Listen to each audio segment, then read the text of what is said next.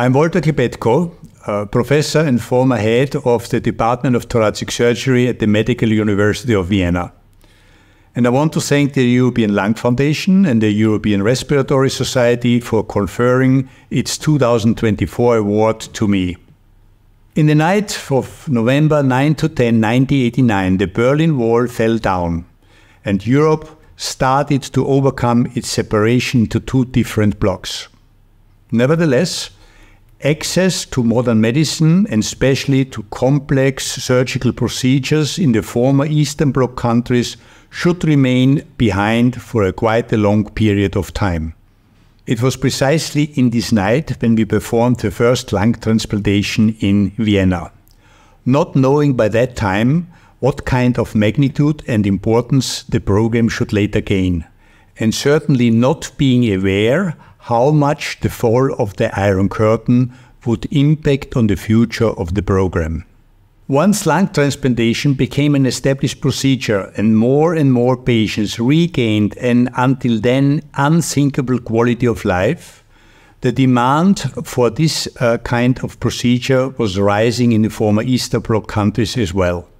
However, the lung transplantation was not available and donor organs were not used by that time. In this situation, the idea was to offer lung transplantation to a reasonable number of patients from these countries, to make donor organs which were unused in these countries available for transplantation, and to combine this with extensive training of colleagues with the intention to build up referral and follow-up centers, and ultimately to build up independent lung transplant programs.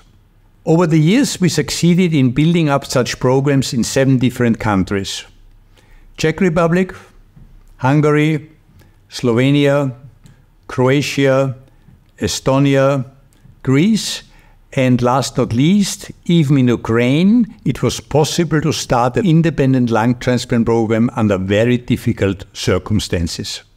More than 400 pulmonologists, surgeons and anesthesiologists and colleagues from other specialties have came to Vienna to train for lung transplantation. We have created the so-called Vienna Lung Transplant Academy, a full week of clinical and practical training for colleagues.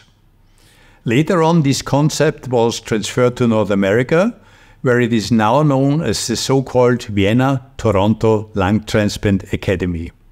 35 years after our first lung transplantation, it is extremely rewarding and satisfying to see how many patients have benefited from it.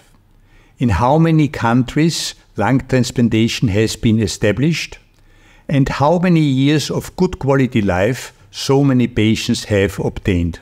To make it even more apparent what you can achieve through good cooperation in modern medicine, and what kind of quality of life patients can achieve after successful lung transplantation, we have climbed the summit of the Mount Kilimanjaro together with 10 patients from different countries.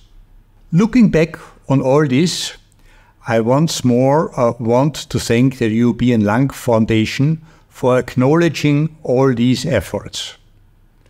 I accept this award on behalf of my colleagues and the fantastic team in Vienna, where I had the privilege to work with them, and on behalf of all international colleagues who believed in an idea and supported it, and on behalf of all patients who trustfully gave their life in our hands. I want to thank you so much.